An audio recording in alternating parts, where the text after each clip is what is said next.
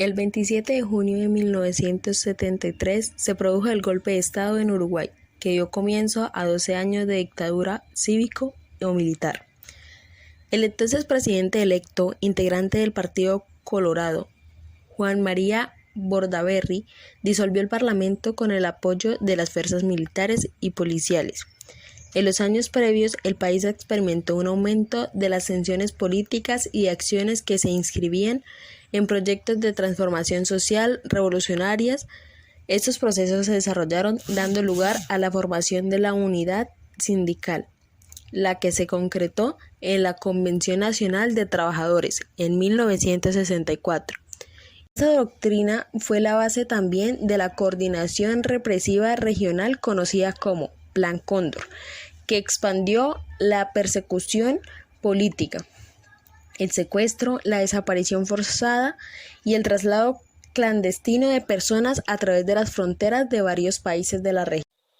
Antecedentes de la dictadura Uruguay. Hacia 1955 se inició en Uruguay una crisis económica que afectó también a las instituciones políticas. Durante la década de 1960 hubo un proceso de deterioro social y económico, con un notable aumento de la conflictividad que incluyó la lucha armada a través de la guerra de guerrillas, protagonizada por grupos de izquierda, entre los cuales se destacaron el Movimiento de Liberación Nacional Tupamaros, el Partido por la Victoria del Pueblo y la Federación Anarquista Uruguaya. Durante la presidencia de Jorge Pacheco Areco se agudizaron aún más y sus medidas de gobierno fueron enfrentadas por organizaciones como la Convención Nacional de Trabajadores. Por esa época aparecieron los grupos de extrema derecha, Defensa Armada Nacionalista, que en realidad era un escuadrón de la muerte, y la Juventud Uruguaya de pie, cuyos objetivos eran los militares sociales y políticos, generalmente de izquierda, contra quienes realizaron atentados asesinando a varias personas. El 9 de septiembre de 1970, el presidente Jorge Pacheco Areco encomendó a las Fuerzas Armadas la conducción de la lucha contra la guerrilla del Movimiento de Liberación Nacional Tupamaros.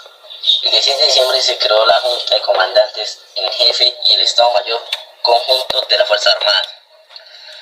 Tras las elecciones presidenciales de noviembre de 1971 asumió un nuevo gobierno el 1 de marzo de 1972, presidido por Juan María Bordaberry.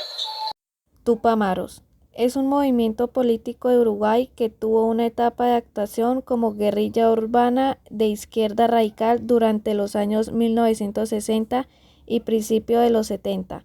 Su nombre se debe a Tupac Amaru. Fue un caudillo indígena líder de la mayor rebelión anticolonial que se dio en Hispanoamérica durante el siglo XVIII. El golpe. El 27 de junio de 1973, el entonces presidente Juan María Bordaberry, con el apoyo de las Fuerzas Armadas, disuelve las cámaras de senadores y representantes. Se crea un Consejo de Estado con funciones legislativas, de contralor administrativo y con el cargo de proyectar una reforma constitucional que reafirme los principios republicanos democráticos. Restringe la libertad de pensamiento y faculta a las Fuerzas Armadas y policiales para asegurar la prestación interrumpida de los servicios públicos. En respuesta al golpe de Estado, en la misma madrugada en que se gesta el golpe, el secretario de la Convención Nacional del Trabajo comienza una huelga que será considerada la más larga dentro del país durante así 15 años. Consecuencias. Al asumir el nuevo Parlamento en febrero de 1985, se promulgó el 8 de marzo una ley de indulto a los presos políticos encarcelados en el Uruguay. De esta forma, todos los presos políticos fueron liberados. Sin embargo, la amnistía no fue directa para quienes estaban condenados por delitos de homicidio. El 16 de abril de 1989 se llevó a cabo el referéndum con un triunfo llamado Voto Amarillo. En el 2006 fue encarcelado el expresidente y dictador Juan María Bordaberry.